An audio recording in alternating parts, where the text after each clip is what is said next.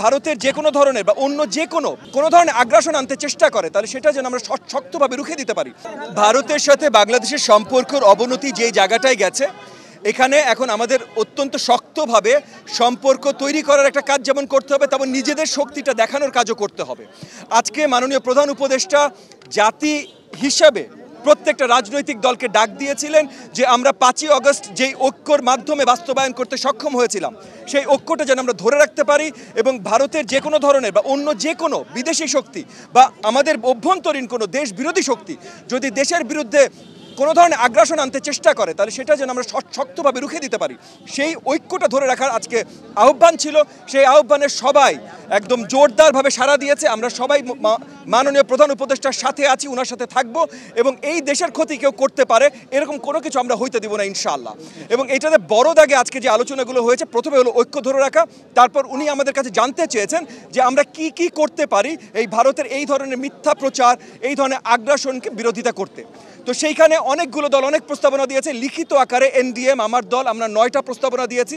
সেই 9টা প্রস্তাবনার ভিতরে একটা বড় দাগে ছিল হলো যে একটা ন্যাশনাল কাউন্সিল গঠন করা, যেটার মাধ্যমে আমরা সব জায়গায় মানে ডিসইনফরমেশন থেকে শুরু করে জাতীয় ঐক্য ধরে রাখার জন্য কাজ করব সরকারের সাথে।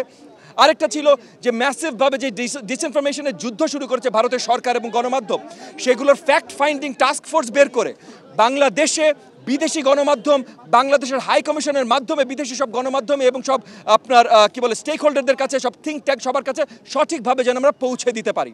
এবং একই সাথে আমাদের যত ডিয়াসপোরা বাংলাদেশিরা আছেন বিশ্বের বহুত দেশে, বহুত বড় বড় অর্গানাইজেশনে, বহুত জায়গায়, শক্তিশালী জায়গায় তারা অবস্থান করছেন, তাদের সহযোগিতা নিয়ে বাংলাদেশের বিরুদ্ধে যেন কোনো ধরনের মিথ্যাচার না হয় সেগুলো পরিষ্কার পৌঁছে দেওয়া। এবং একই সাথে আমরা যেমন দেখলাম যে গতদিন যুক্তরাষ্ট্রের পার্লামেন্টেও বাংলাদেশ নিয়ে একটা মিসইনফরমেশন নিয়ে আলোচনা হলো, সেই জায়গাগুলোতে যেন সঠিকভাবে সঠিক ইনফরমেশনটা সঠিক তথ্যের সাথে বাংলাদেশ সরকার পৌঁছে দিতে পারে, আমরা পৌঁছে দিতে পারি, সেই সব ব্যবস্থা নিয়ে যেন কীভাবে করা যায় সেটা নিয়ে আলোচনা হয়েছে।